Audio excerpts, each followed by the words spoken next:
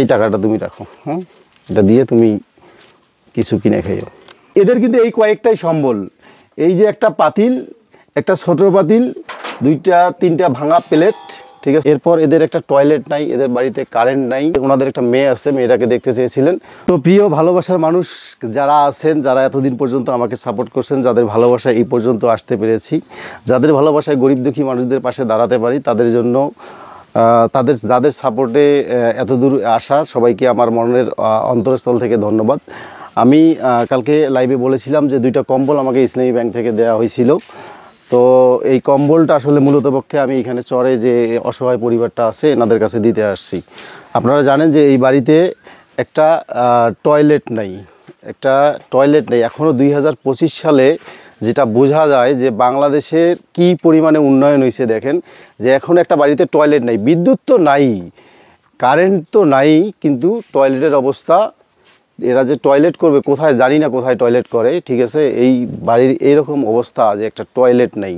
তো আমি মেম্বারকে অনুরোধ করছিলাম যে টয়লেটটা দেওয়ার জন্য, উনি এখন পর্যন্ত কী ব্যবস্থা করতে পারছে আমি জানি না। সম্ভবত উনি হয়তো চিন্তাভাবনায় আছে যে সরকারি বরাদ্দ কখন আসবে ইউনিয়ন পরিষদে, তারপরে হয়তো উনি এটা দেওয়ার চিন্তাভাবনা আছে।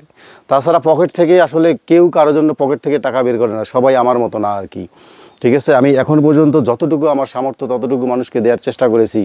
আপনারা জানেন যে আমি সম্পূর্ণ আমার ব্যক্তিগত তরফ থেকে আমার পকেট থেকে সহযোগিতা করি। আমি আমার ফেসবুক থেকে কোনো ইনকাম এখন পর্যন্ত উত্তোলন করি নাই। তো আজকে আমি এর আগে অনেকে কমেন্ট করছেন যে এইখানে যে ওনাদের একটা মেয়ে আছে, মেয়েটাকে দেখতে চেয়েছিলেন। যাই হোক, আমি এখানে আসছি, ওনার মেয়ে আছে। কি নাম তোমার? নূরবানু না? এদিকে আসো, ঠিক আছে। এই হচ্ছে সেই মেয়েটা। তুমি তোমার নাম হলো কি? নাম বলো। মুসাম্মাদ নূরবানু। তুমি কোন ক্লাসে পড়ো? 4 ক্লাসে। কোন স্কুলে পড়ো? ঝাউকুটি সরকারি প্রাথমিক বিদ্যালয়। ঝাউকুটি সরকারি প্রাথমিক বিদ্যালয়, এটা কোথায়? ওইদিকে দেখাও, ওই পূর্বে, এদিকে না? ক্লাস 4-এ পড়ো? আচ্ছা, খাতা কলম বই কে দেয়? বাবা দেয়? তোমার বাবা তো ইনকামই করতে পারে না, প্যারালাইসিস, কিভাবে চলে? তো দেখতে পারতেছেন যে এই মেয়েটা এই অসহায় পরিবারে জন্মগ্রহণ করছে, ঠিক আছে। আজকে তাদের একটা ভালো ঘর নাই, তাদের এই জায়গাটুকু থাকার জানে না যে এই জায়গাটুকু কার নামে আছে। এরপর এদের একটা টয়লেট নাই, এদের বাড়িতে কারেন্ট নাই, ঠিক আছে। সেদিন আমি আসছিলাম, ওকে পাই নাই। যাই হোক, আজকে ওকে পাইলাম যখন, তো কিছু না দিলে কেমন হয়ে যায় আপনারাই বলেন, ঠিক আছে।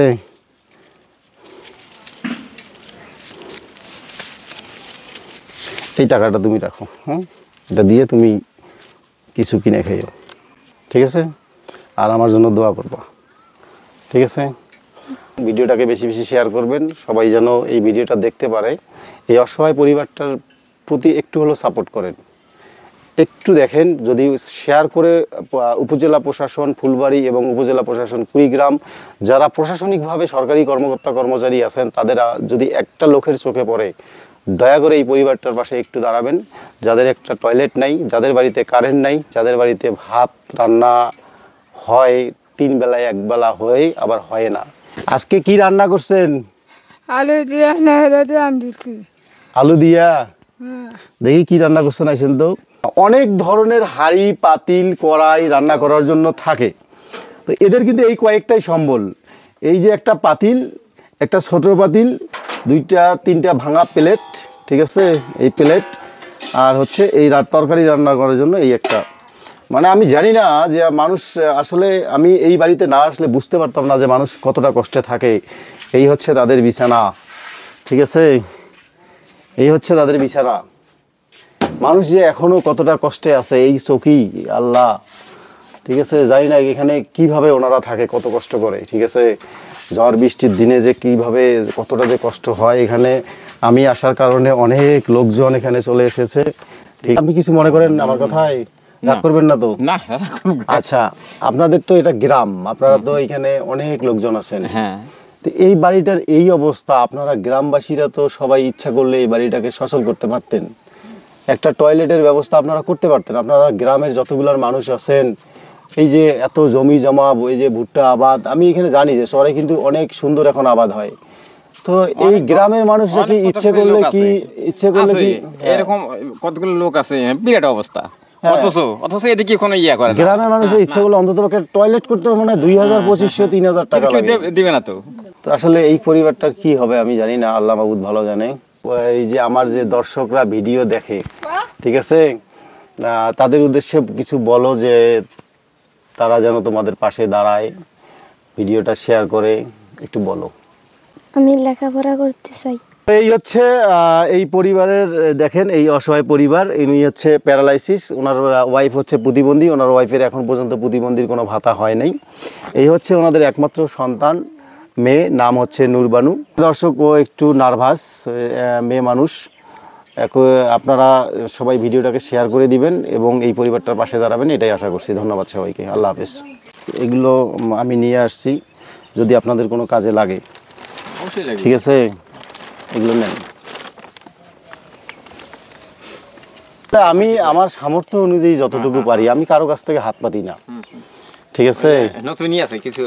আর একটা কথা কি আমি আপনাদের বলি, এই আপনারা যারা আসছেন আমাকে দেখার জন্য, আপনাদের উদ্দেশ্যে একটা কথা বলি।